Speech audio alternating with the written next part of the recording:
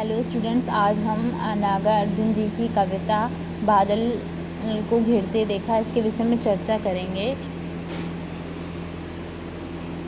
अमर धवल गिर के शिखरों पर बादल को घिरते देखा है। कवि कह रहे हैं कि हमने बर्फ से ढके हुए पर्वतों की चोटियों पर घिरते हुए बादलों के सुंदर दृश्य को देखा है।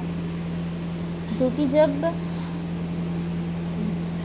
पर्वत की चोटियाँ बर्फ़ से ढक जाती हैं तो अत्यधिक सुंदर दिखती हैं। छोटे छोटे मोती जैसे उसके शीतल तुहिन कणों को मान सरोवर के उन स्वर्णिम कमलों पर गिरते देखा है। फिर कवि आगे कह रहे हैं कि मैंने मान सरोवर में खिलने वाले कमल के पुष्प पर मोती के समान सुंदर चमकदार अत्यधिक शीतल जल की बूंदों को गिरते हुए देखा है।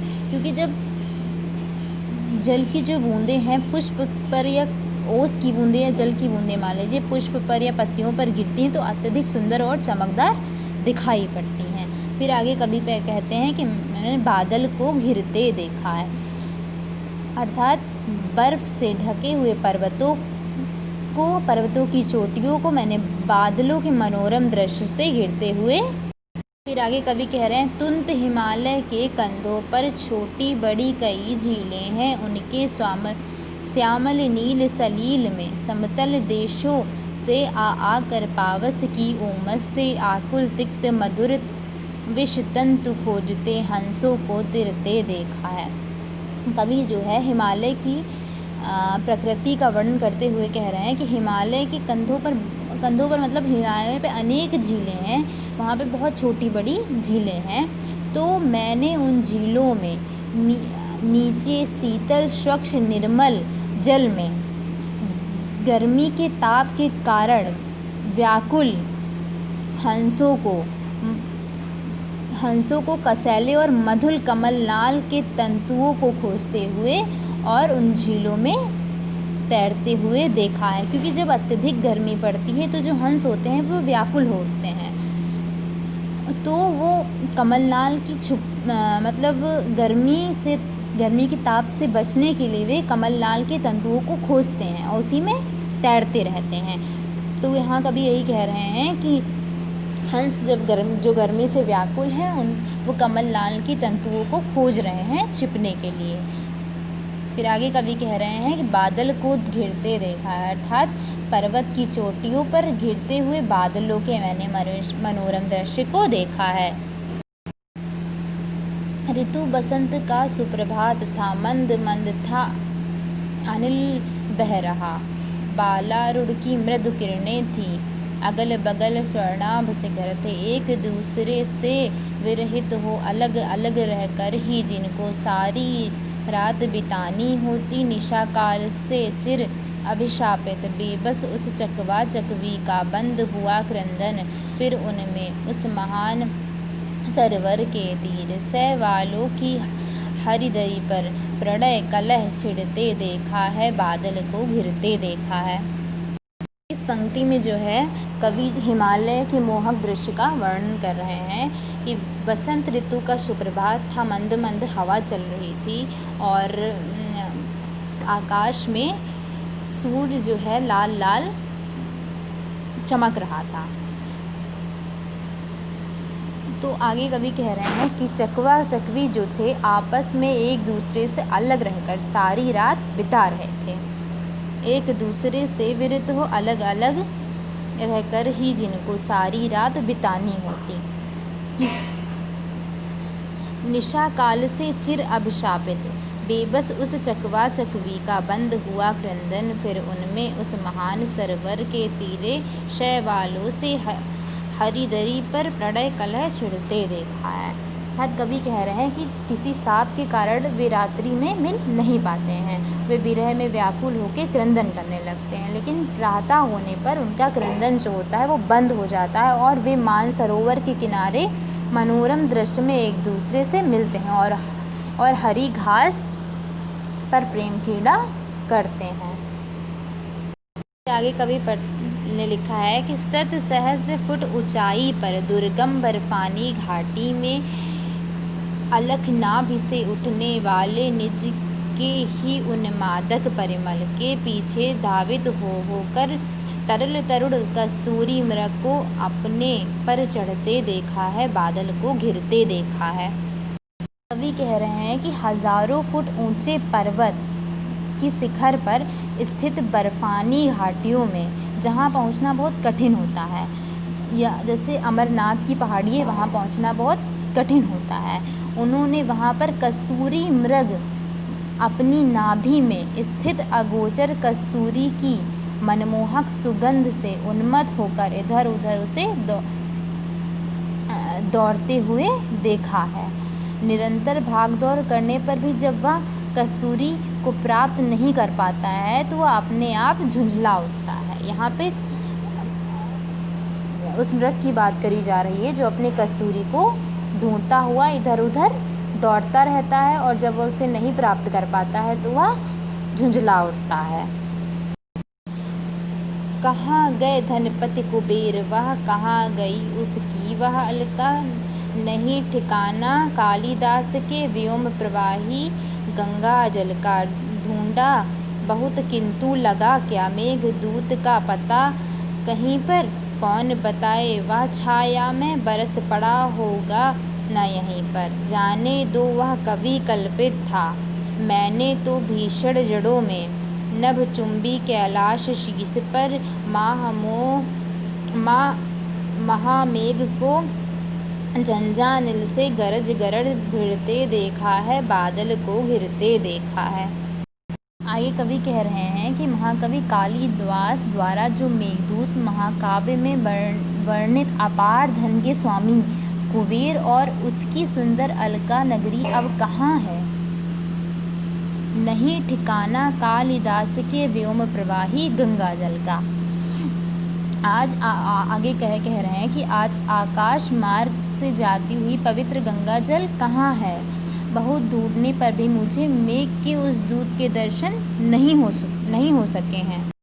ढूंढा बहुत किंतु लगा क्या, मेघदूत का पता नहीं पर।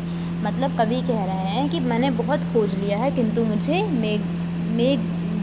मेघ के उस दूत के दर्शन नहीं हो सके हैं अभी तक। कौन बताए वह छाया में बरस पड़ा होगा न यहीं पर। ऐसा भी हो सकता है, आगे कवि कह रहे हैं कि ऐसा भी हो सकता है कि इधर उधर भटकते रहने वाला यह जो मेघ पर्वत है कहीं बरस न पड़ा हो। जाने दो वह कवि कल्पित था, मैंने तो भीषण जाड़ों में नभ चुंबी कैलाश शीश पर महामेघ को झंझानिल से गरज गरज भिड़ते देखा है।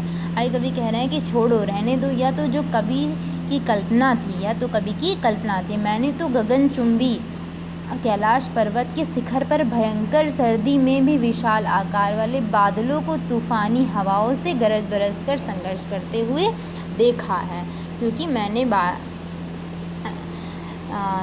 पर्वत की चोटियों पर घिरते हुए बादलों के मनोरम दृश्य को देखा है। सत सत निर्झर निर्झरड़ीकल मुखरित देवदारु कनन में, शोणित धवल भोजपत्रों से छाई हुई कुटी के भीतर, रंग बिरंगे और सुगंधित फूलों की कुंतल को साजे, इंद्रनील की माला डाले शंख सरीखे सुगढ़ गलों में, कानों में कुवलय लटकाए सतदल लाल कमल वेड़ी में, रजत रचित मणि खचित कला में।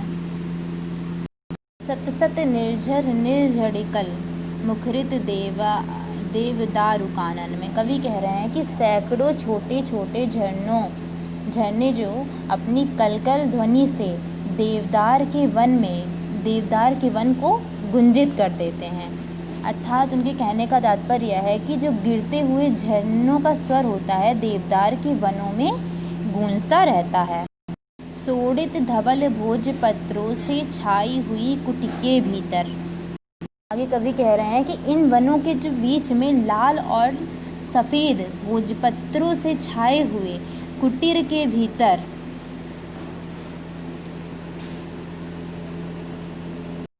कुटीर के भीतर किन्नर और किन्नरियों के जोड़े विलास में क्रीड़ाएं करते रहते हैं। रंग बिरंगे और सुगंधित फूलों की कुंतल को साजे। कह रहे हैं कभी वे अपने केशों को विभिन्न रंगों के सुगंधित पुष्पों से सजाए रहते हैं। शंख सरीखे सुघड़ गलों में, कानों में कुवलय लटकाए। वो सुंदर शंख जैसे गले में इंद्र नीलमणि की माला, जैसे बहुत लोग होते हैं कि गले में इंद्र नीलमणि की माला धारण कर लेते हैं, तो हाँ उसी की बात। सुंदर शंख लटकाए हुए, कानों में नील कमल की माला पहनते हैं। सतदल लाल कमल वेड़ी में रजत रचित मणि खचित कलाम है। और वे वेड़ी में लाल कमल सजाए रहते हैं। उनके वेड़ी में जो है हमेशा लाल कमल सजे रहते हैं। पान पात्र द्राक्षासव पूरित रखे सामने अपने अपने। कवि कह रहे हैं, इसमें कवि ने किन्नर प्रदेश की शोभा का वर्णन करते हुए कहा है कि ये जो किन्नर प्रदेश के नर नारी होते हैं वे मणि जड़ित तथा कलात्मक ढंग से बने हुए